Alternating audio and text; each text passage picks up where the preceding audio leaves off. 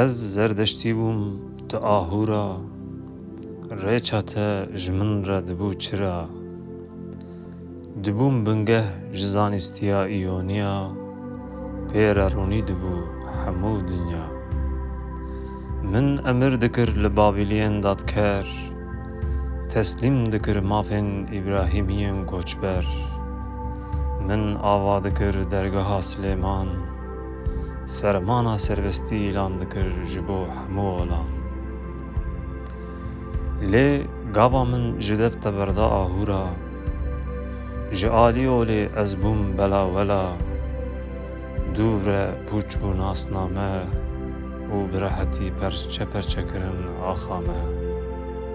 Ah ahûra, doh ez wezîr bûm mîna şêra, îro ez rezîlim weke meymûna. Ah ahûra, ji niv de ji te re bikim nimêj û teet, gello tê bide min dîsa quwet. Ji niv de ji te re bikim nimêj û teet, gello tê bide min dîsa dewlet. Ah ahûra ah.